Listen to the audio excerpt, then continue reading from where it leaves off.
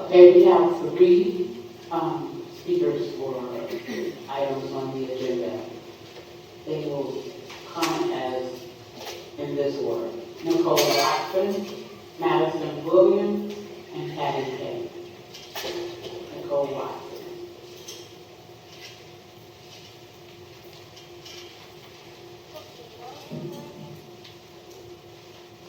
Hello, good evening. Regarding general consent item D, the approval of out-of-state conferences from various departments, we see that half of these conferences will be attended by DEI, Diversity, Equity, and Inclusion, and Student Supports Department headed by Dr. Jordy Sparks.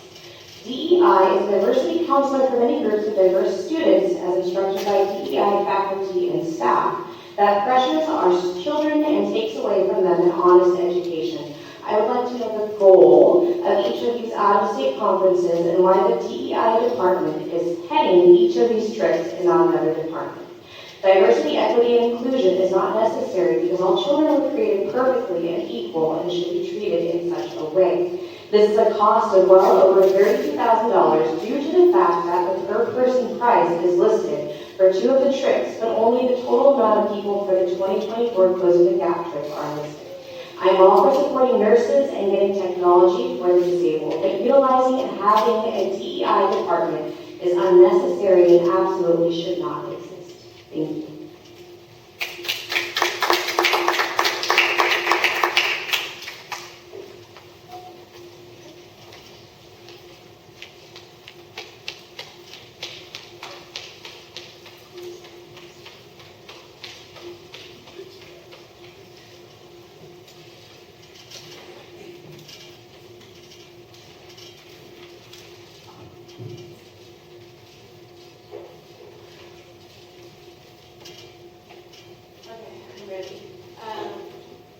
I want you to imagine that I have 30 other parents from Palo Top here to speak about this.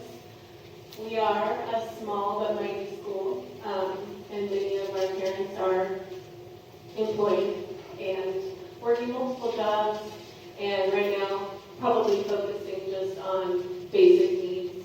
We have lots of families that are low income, lots of families that are working on housing. So while I may only have gotten 2 other parents to come speak, pretend that we're like at Ivy Ranch and I have like 60 parents here to complain about events. Palo Talk is struggling. I have a wonderful email from Dr. Norman today. Thank you for answering my questions. And I'm so thankful that there are some answers, but I'm still very concerned about the safety of our children on this campus, Palo Talk. I'm also very concerned about the children with special needs and using equipment to navigate. Like, if we're thinking about least restricted environment for IEPs, I'm very concerned. How are they going to access these dirt playgrounds?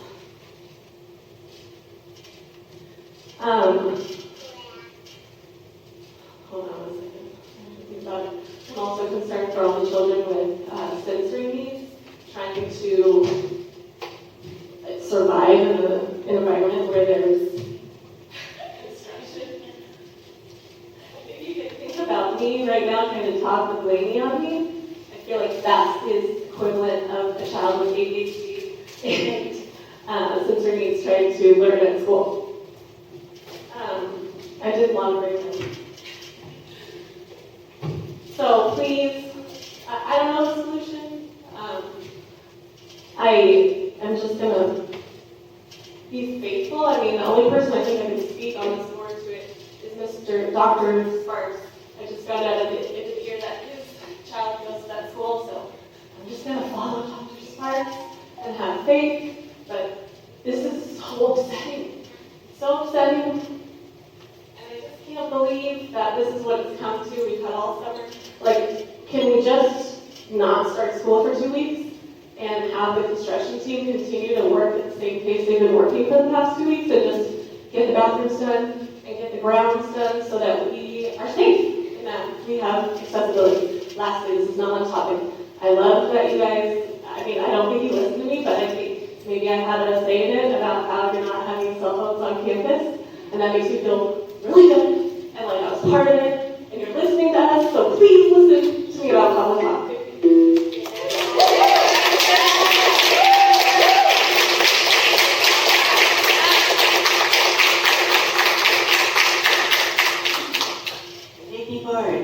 Just a question because I'm not versed in this, so you should have the answers because you're going to be voting on it. But on JJ 5 consent item, you are asked to ratify and purchase $225,915 for 3 Mercedes Sprinter vans for transport. My question is, how many people own a Mercedes? Because they are known as the most costly. Was there no other alternative to this? These Mercedes Sprinter vans that transport to and from before and after school, is my understanding. It doesn't say how many they transport, but it does say they get a total of 10 miles per gallon, and each individual one is at least 75,000, 76,000. So, in your research board, since you're the one who's approving this, do we not have any extra buses since you're not busing the children that are sitting there? Not that it might get new things, but why the need to purchase these? Board? You're the ones that are approving it, so do you have any answer for that? Maybe have some more information on what the vans are used for. Once she's finished speaking. We're here, we don't want to cut into your time, I need to go ahead and. Oh, I was just asking, and that's a good question, Nancy, because I don't know how many they transport, maybe 10 or so. Which is pretty minimal, and how many trips do they make at 10 miles per gallon? I mean, it just doesn't seem real feasible. Was there any other comparison? That's my question. Thank you. We do have a competitive process when we're seeking out purchases. We did utilize the ELOC grant for these purchases. We look at everything. Hold on a sec. Patty, since you've asked your questions and we're going to address it as a full, would you mind going ahead and sitting down and then we can just address it? That would be Okay, sure, I will. Just one Do you have other other thing. questions? Because we don't cut into your time. Yeah, just one other thing, and that was, yes, this was a grant, but for their, they could go on after school, but would not that money, 225,915, maybe be used more for enrichment for the children instead of transport? Just a question. Thank you. Thank you.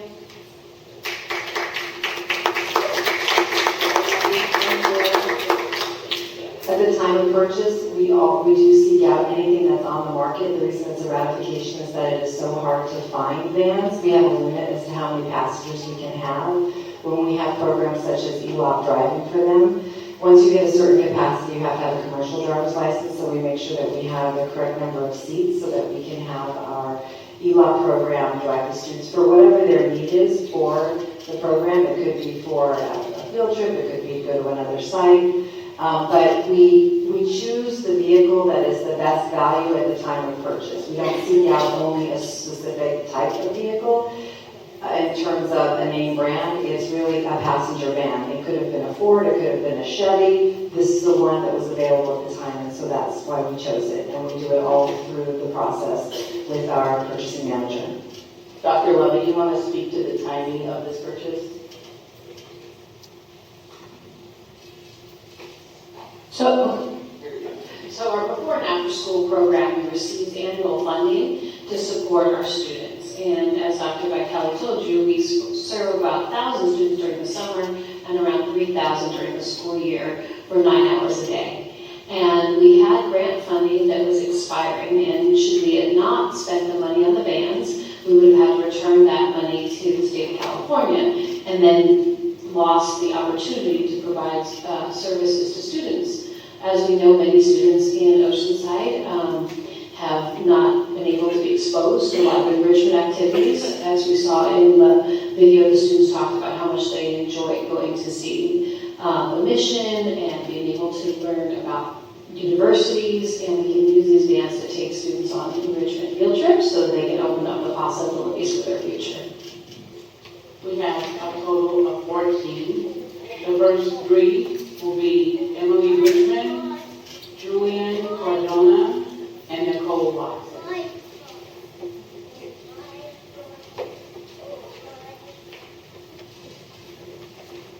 I will be addressing the school district property that you've been selling to developers. The Garrison property is 16 million, give or take a million. The Pacific property, 17 million, give or take a couple of million. And in the future, the Reynolds property. School property is intended to be used for children, youth, and the families of Oceanside. Time and time again, I hear the city is in need of parks and playing fields. If you are not looking out for what is best for children, who are you listening to? Not the parents and not the community of school land. What is your stewardship? And why are you selling out to developers? Why not rent or lease the property for a consistent stream of revenue without giving up the community's right to land? Take, for instance, the school district in San Rafael, California, when selling their school property and what they did. At a minimum, the school district board members required applicants to be a nonprofit or a public entity, like a park, like playing fields, like community centers. No commercial or for-profit groups were allowed to apply.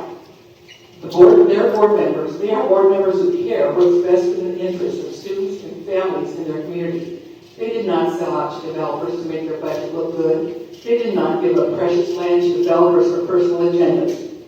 By selling out, you're impacting surrounding schools with portables, limiting playing fields, and creating hardships for families getting their children to schools that are not in their area, in their neighborhood anymore. How many units? 300, 200 of new housing will be built on Garrison and Pacific property, and now Reynolds. The influx of students caused by the new housing developments will further impact the surrounding schools. Are there going to be more portables, more chaos, more crowded classrooms? Schools not designed to handle that overcrowding. The legacy of you not caring for its families of Oceanside will be long remembered when the questions are asked, what happened to Oceanside? Who did not care and who is responsible for ignoring the children and the youth of this great community? Thank you.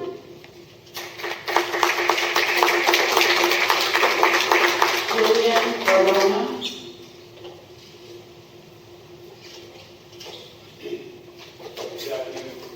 Here on behalf of the military community, the board of Hamilton, my two children attend some Marine Elementary School. My children have been going to school for 5 years. I have noticed for lack of words, trend with the schools in the military community for Oceanside Unified School District. Administrators aren't, as far as some of the administrators that we see aren't as qualified. They're either in the other administrators that are either repeat or pushed out of their schools, whether it be high school or a school Navy, get sent over to Canton. Or even, I don't know, we need a little more consistency, a little more experience. Principals there, administrators, keep continuity between all the children. We have good friends, children come in from all around the states that deserve that top tier education. As of right now, I don't feel like we're getting that 100% at that on basis. My main concern right now is school safety. And we have at Summer here at the elementary school, we had a principal there that is not a very experienced guy there, and we've also this last year received or took on all the severe students. I think that was a bad judgment on letting him be the principal without the experience to handle all these situations. We've had a lot of students, parents take kids out for lack of attention from that principal. And I have experience also myself with my children, neglect or attention to any safety concerns or matters. We've also brought in the district to advocate for us or help us in mitigating these issues. Dr. Smedley came in, he was a mentor. I found out that he was actually just trying to sweep things on the rug, so he went through the evaluation process. Now he's a principal. So, with that being said, my child was involved with a sexual harassment case and also threatened from the result of her not agreeing to the aggressor. You shoot a friend with a gun. Hey, you're not going to be my boyfriend or you're not going to be my girlfriend. I'm going to shoot you and your friend. We brought that up to the attention of the principal. The principal didn't call the police. I called the police. That's the protocol. And he said, oh, it's involved. And then he didn't do anything. So he deflected our attention. At the end of the day, and I saw Officer Dr. Schmelly come in and intervene. There was no real resolution. The kids still stayed in the classroom without any repercussions. As a matter of fact, he actually went to a field trip that same week.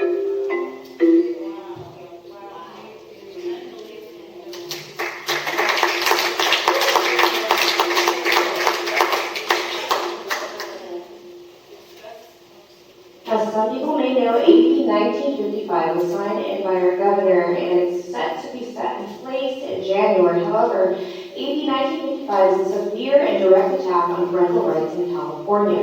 This bill will prohibit all school employees or contracted individuals from being required to notify parents of any information regarding their child's gender identity or sexual orientation. This bill harms children, parents, and the teachers who are asked to lie. So my questions to the board are, how will OUSD implement AB 1955?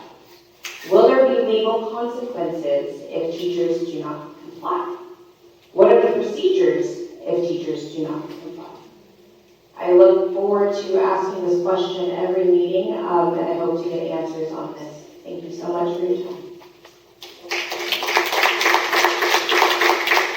Next, three speakers, Paula Orbaugh, Michael Mitchell, and M. Haley.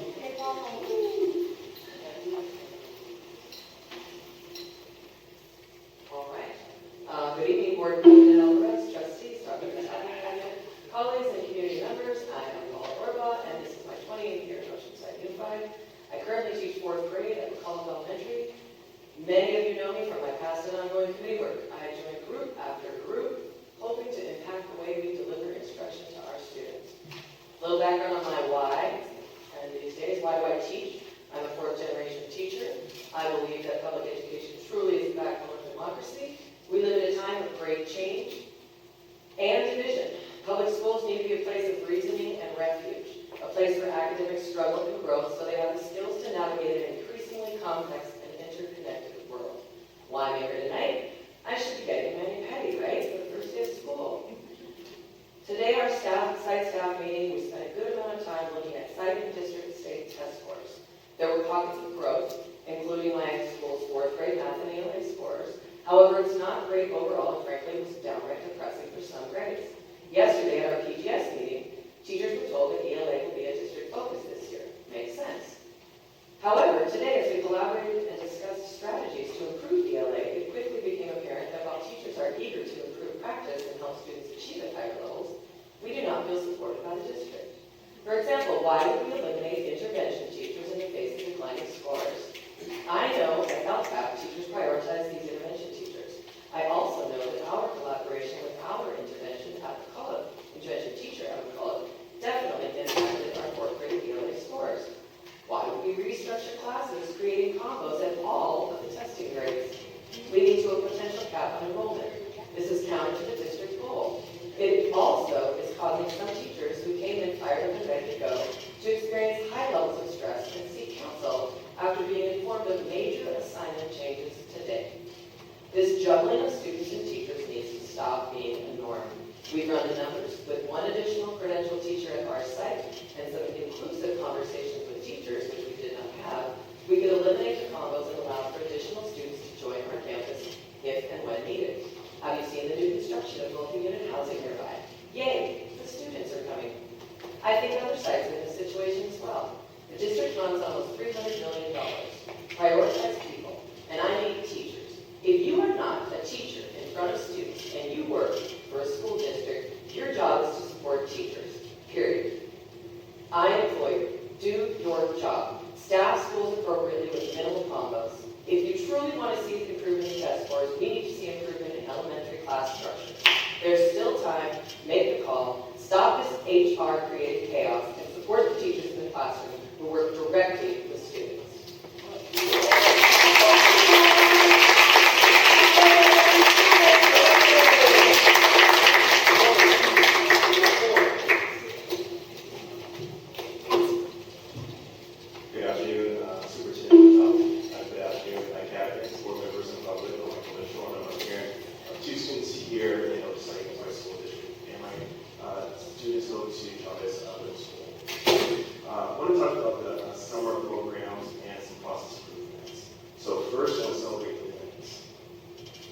first math program that was coordinated with our math department in UCSD, big one, very big one, and I thought that was very successful.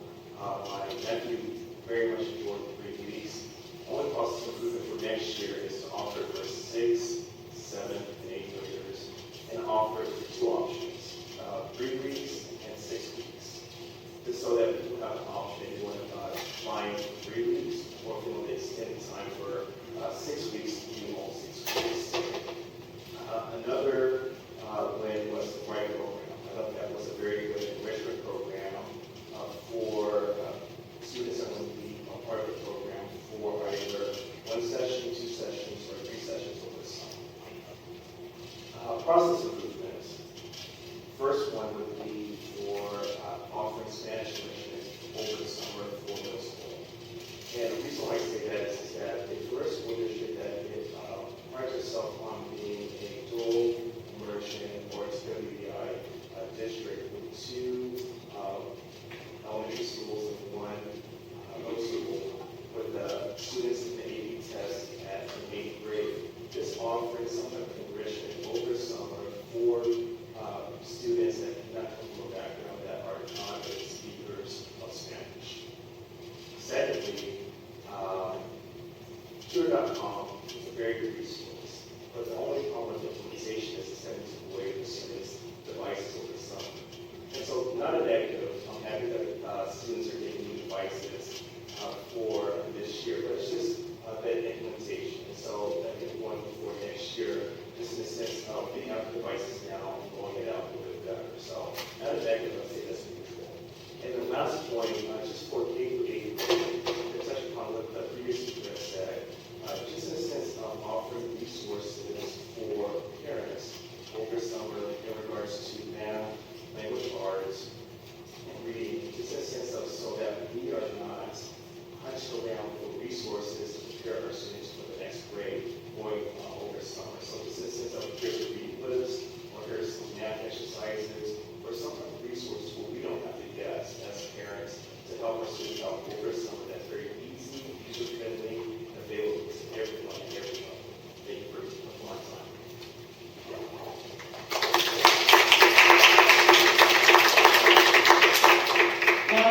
Haley of Big Line.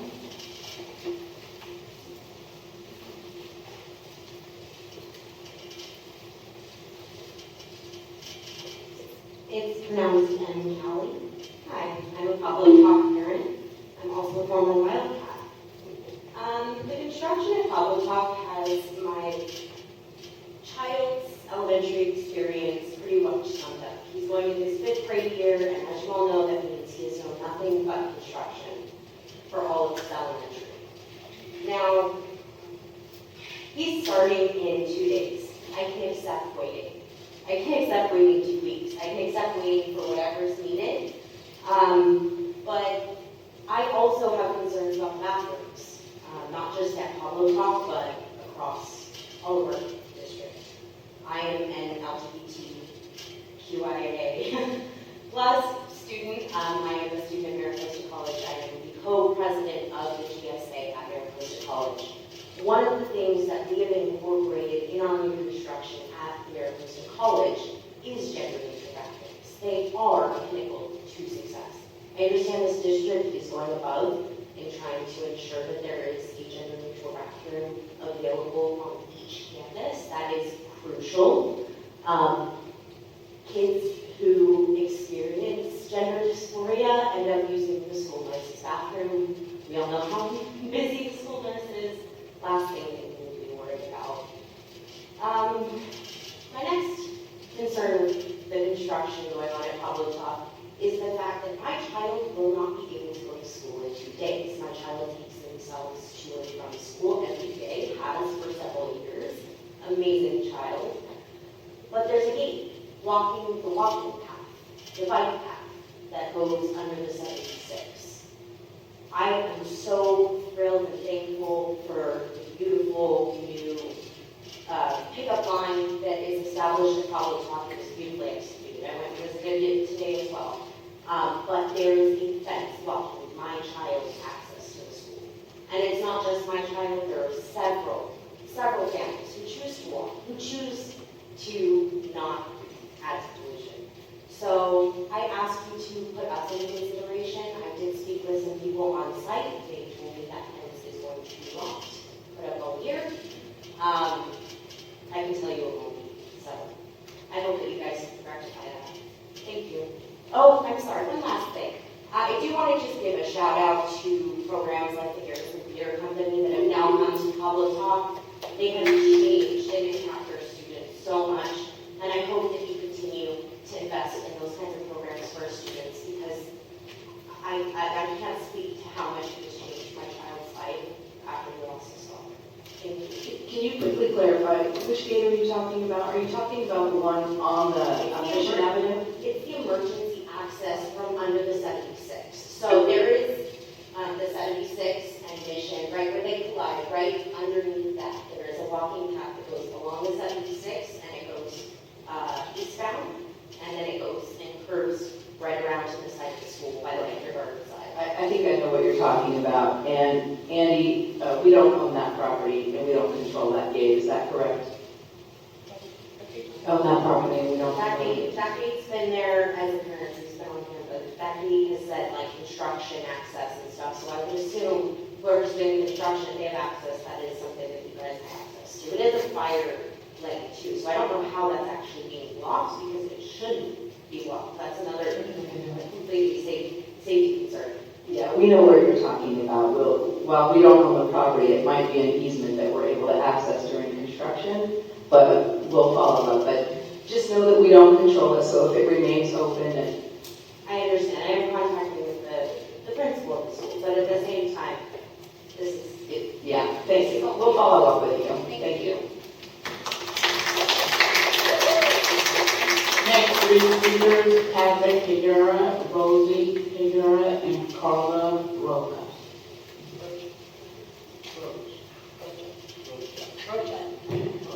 All right, so that sounds like the topic is on teachers that talked about grades. Let's talk about you, Vitaly, about how you're running this district. And Blessing, Began, Alvarez, Evans, and Lacoma, you need to listen because you're the ones that hired this person. I think she came in about 2018. Standards not met level 1 English. Level 1, 2020, 2021, it was 23.9%.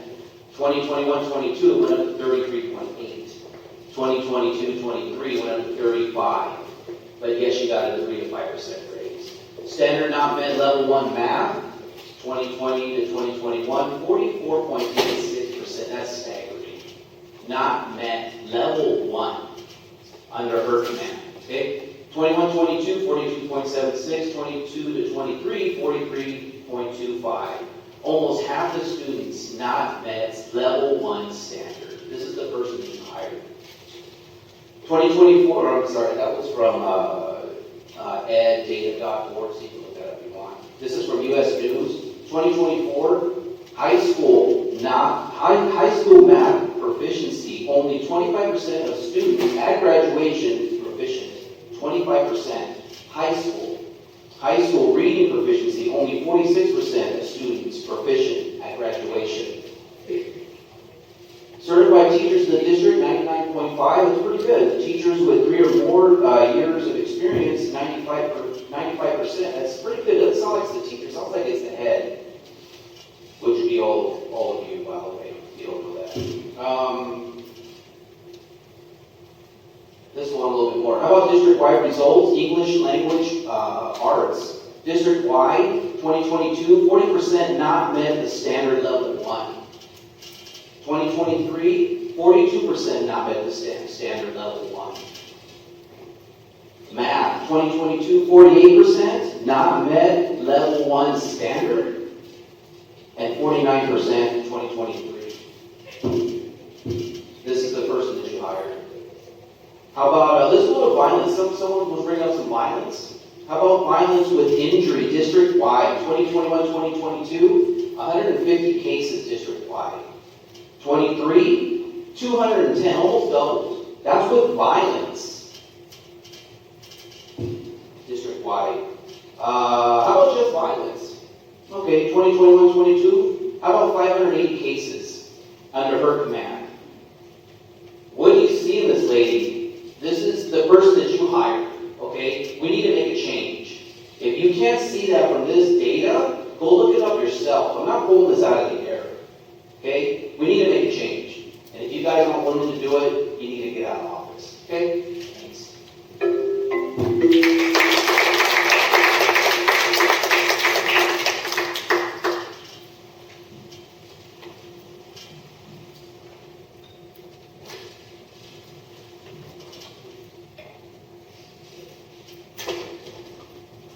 All right, so this is a report card.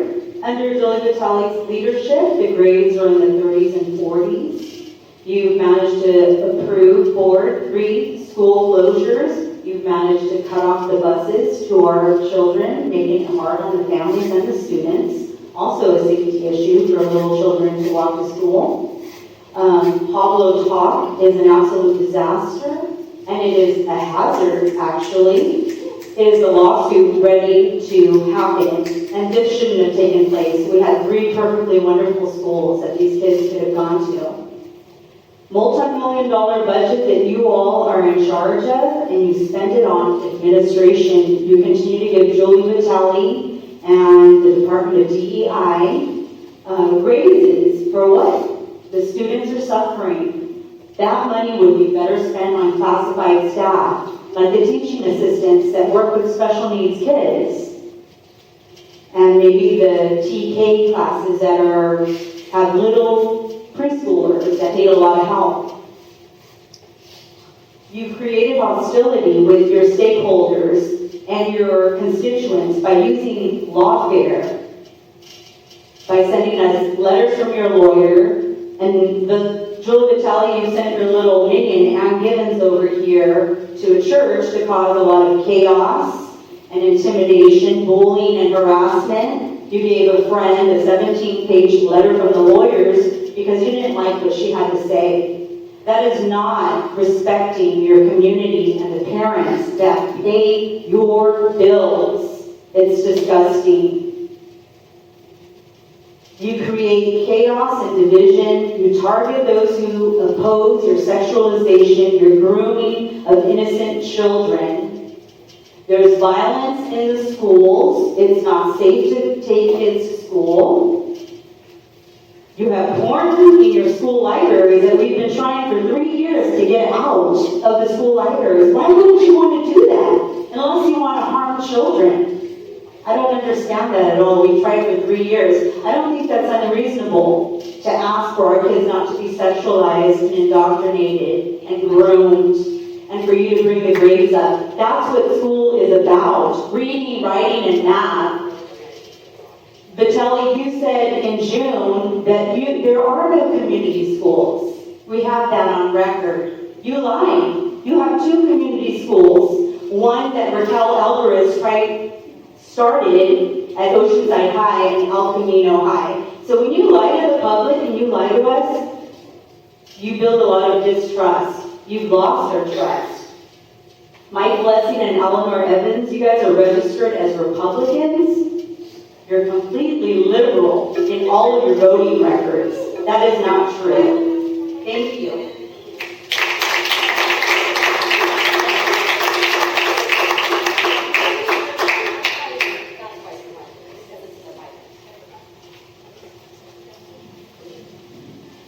Take a point of personal privilege, okay? I'm a registered Democrat. Glad you're happy with me. I am very happy with it to be a registered Democrat because you guys chased me out there. Thank you so much.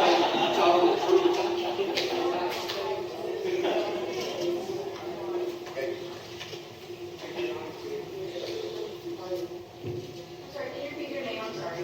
Carly Rocha.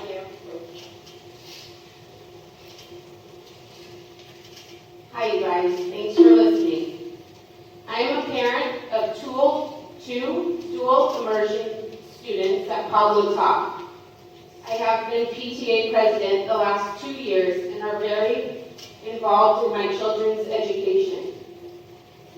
I just want to leave you with this. There is no parent that is happy or not worried or not second-guessing our school choice or district choice at this point. I assume you have all seen the school. It's completely unacceptable. Be prepared for kids to be late. Be prepared for kids to not show up due to traffic, being redirected to school, having to take different routes each morning, which is loss of revenue for our school. My daughter, who clearly comes from an English background and is going into 3rd grade, was not able to pass the LPAC test yet. This is a bit disappointing. In fact, only one 2nd grader passed the LPAC test at our school last year. Where's the support? This is not the issue I want to talk about right now.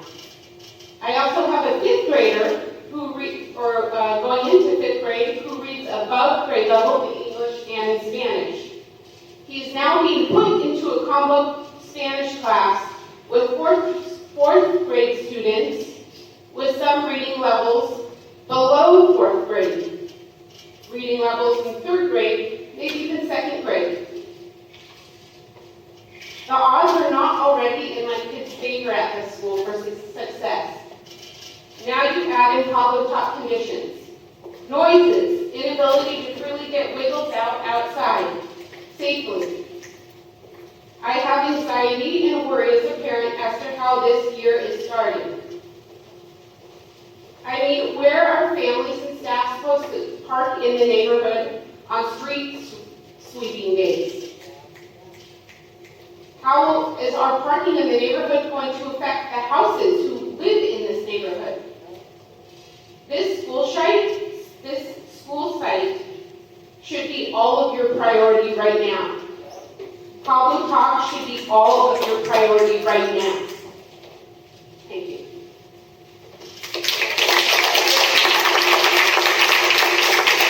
Janet Aloka, Marcy, and Jennifer Strong.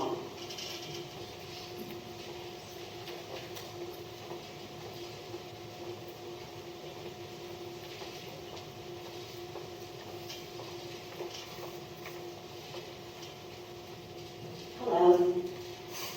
As an educational consultant and advocate for marginalized students, I appreciate that the district seems to be acting to support its LGBTQ+ students. However, your support should not be an either or, but an and. In other words, Oceanside Unified has a duty to provide a free, appropriate public education faith to all of its students. This includes students with disabilities, English learners, and socioeconomically disadvantaged students, including in elementary school. However, the district's page 5 school data indicates otherwise. For example, during the 22-23 school year at nearly all the elementary schools, the percentage of students with disabilities and socioeconomically disadvantaged students and English learners that met the CASP English Language Arts ELA standards were lower than that for all students. The percentage of all students versus the percentage of students with disabilities, just for the students with disabilities, who met the ELA CASP standards are, at McCulloch, it's 41.33% versus 9.68%. At Del Rio, it's 29.33% versus 0%. At Busat, it's 31.15% versus 9.26%. At Ivy Ranch, it's 58.84% versus 19.57%. At Laurel, it's 29.86% versus 13.33%. At Libby, it's 25.41% versus 0%. At Mission, it's 23.56% versus 21.21%. At Nichols, it's 29.37% versus 14.29%. At Pablo Top, it's 24% versus 14.81%. At Palmquist, it's 45.53% versus 15.79%. and at South Oceanside, it's 40.85% versus 16.9%. All of these percentages are low, but it's appalling that at two schools, Del Rio and Libby, none of the students with disabilities met the ELA CAS standards. However, although the percentage of students who met the standards at Mission was the lowest of all the elementaries at 23.56%, at least the discrepancy between the students with disabilities who met the standard 21.21% was the least. Moreover, these low percentages confirm that the needs of students are not being met, and teachers are not being provided with the supports and trainings that they need.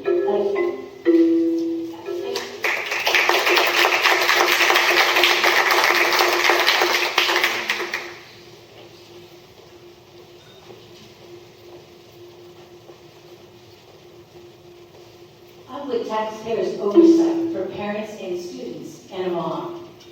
As I was picking up my kids today, first day of school, one of them said, teenage boys have only one thing on their mind, and letting them into girls' private spaces is a disaster waiting to happen. But Eleanor Evans is okay with that policy of letting boys into girls' restrooms and locker rooms.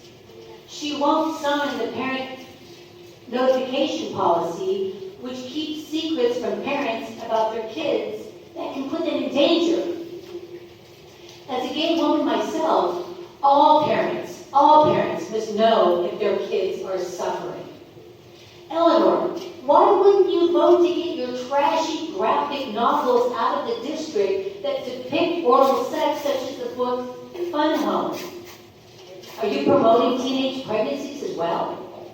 All I hear is that I also hear you don't fight for teachers to help them get their students' grades up, as we just heard. Teachers, according to Supreme Court, you can opt out of your union and still keep your benefits. It is obvious this district and your union is failing you. If you don't want to instruct students to lie to their parents, just go to mypaymysay.com and opt out of your union. Then, join the Association of American Educators for only $237 a year to get more benefits, plus $2 million in job protection. How do they do it? For 30 years, they can do it because they are a non-profit and not a political PAC. Sadly, your union has turned into a political PAC, and they fund anti-parent trustees such as Eleanor Evans, who want to indoctrinate rather than educate our children. Many parents here are America's treasured veterans who cannot speak up for their children like I can. Our vets must be focused on protecting our country, not worrying about whether or not their children are being harmed or in the bathrooms or indoctrinated by the teachers union. Trustees like Eleanor Evans pushing her Marxist ideologies on heroes and their parents who believe in America must stop. Oceanside veterans and taxpayers, vote Eleanor Evans out. In fact, vote this whole train wreck of a board out.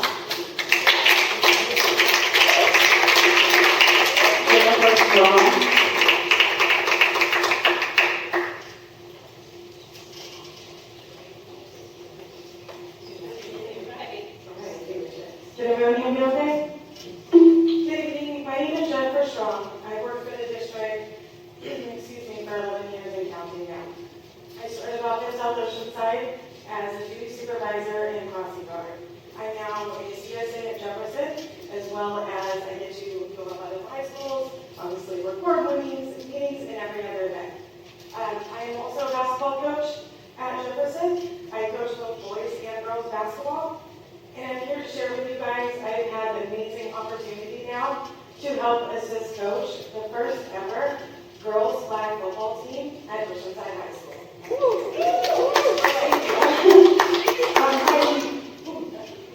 I am, excuse me, sorry, that got me excited. I am one of 3 coaches. We have our head coach, Mike Egan, as well as Coach Andrew Kalinga. We've had the opportunity flag football program during the summer, and we were extremely impressed by our turnout. Not only did we have girls that showed up, but continue to show up daily. Gosh, this is so nerve-wracking up here. I speak every day, sorry.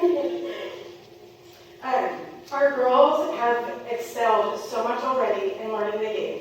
We recently started our season. We have tryouts right now. Based on what we have, we will be able to build both a JV and a varsity team, which is huge. That's a really good turn. Watching these girls flourish in a brand new sport has been incredible to see. They have surprised themselves in what they are capable of doing, as well as what they've learned in learning the game, and they've already come so far. Their dedication, commitment, and team unity has already been strong. I can only imagine what the rest of the season is going to look like. We are extremely proud of them, and we know as a team we will continue to grow. As you know, we are, it is a startup team, so we're starting from ground zero, which I'm so grateful to have the two coaches that I do, as well as the support from our school, the parents, and community just in a short amount of time. Financially, obviously, we will continue to grow. Looking forward to our fundraising with our girls, which will become team bonding, getting them out there in the community. So the reason I'm here today is just to introduce ourselves. Ask that, please check out our Instagram, our school website, come out and support us. We have some home games, most of it will be away, so fun travels, but please come out and support our girls. Show them, that we as a whole can help continue this for them. They, like I said, they've opened up so much already, and they've surprised themselves. So I just want that extra support. Please come help support them.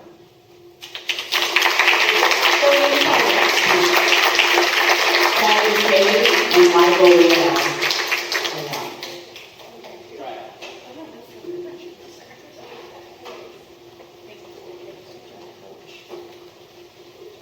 Okay, this is in response to the attorney letter June 13th to Nancy Nunez, and this is entitled Fiction versus Fact. Fiction number 1, and this is from the attorney letter itself. Following the conclusion of the meeting, 2 district employees were walking to their cars at night by themselves. We all walk out by ourselves. And if you look at the video, the fact is, on the video it shows at 8:12:12, clearly it was not dark as insinuated in this statement. Fiction 2, a group of at least 5 people appeared to be waiting for the female employee, Ann Gibbons, and approached her. Fact is, always we are waiting outside. We are gathered, we are discussing events. We are never waiting in wait for someone, particularly Miss Gibbons. Fiction 3, a member of your group confronted the female staff in an adversarial manner when she viewed improper performance, describing what she did as wrong and arguing. Fact. On the contrary, if you look at the video at 8:10:36, Ann Gibbons kept walking towards the group to engage the group. Mr. Lawrence intervened on her to keep her away. Fiction number 4, and this is Nancy aggressively confronted her, yelling at her and walking right up in close proximity to the employee, Ann Gibbons. Fact. I never heard anyone yelling. I was within ear distance. I couldn't hear the conversation.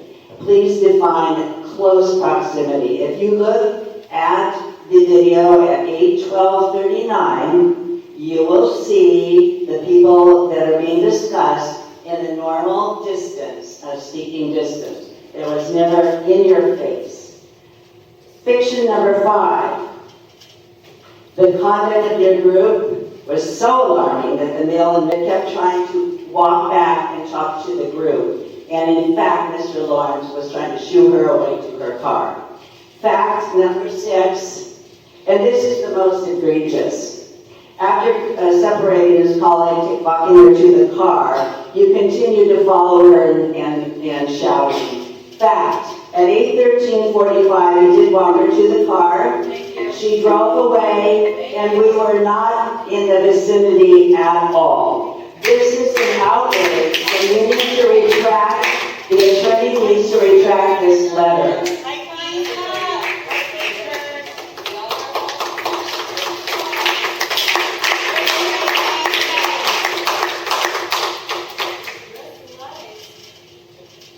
Before I begin, I do want to say the first time that I did meet Carly Rocha, she was coming in as Garrison parent, and there were 3 parents there. She was at the town hall meeting, and out of those 3 families, once Garrison had closed, she was the only parent that stayed all the way through. So her commitment, and it was because of the trust that she had and the personnel that was at that school site, not administration.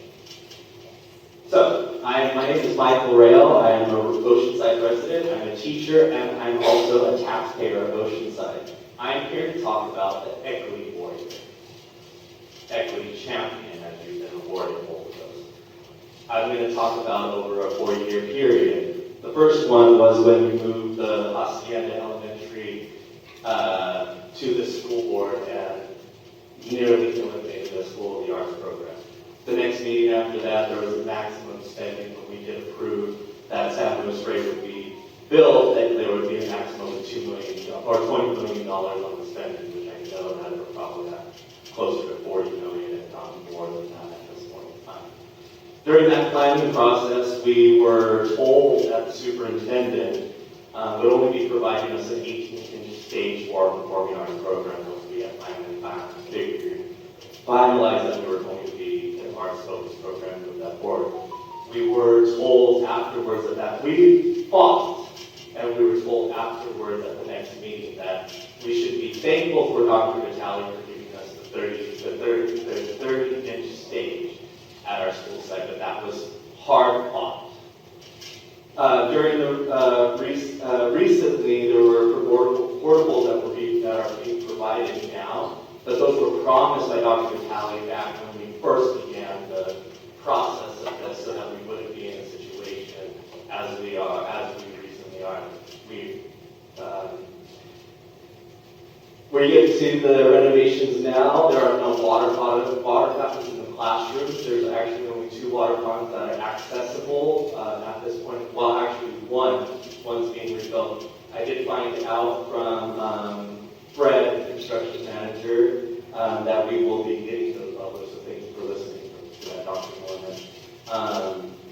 And I have put in several bills and complaints, and I did receive those. I want to thank you, Dr. Norman, particularly because we're returning to being a straight shooter again, always been being honest. I think we kind of bumped past at one point. But just like your predecessor, you have a commitment to honesty, and I do want to thank Fred too, because as I told Dr. Mrs. Alvarez today, I don't think that we would be in the position that we are right now as far as construction if the construction crew was given. But with that, I do have to say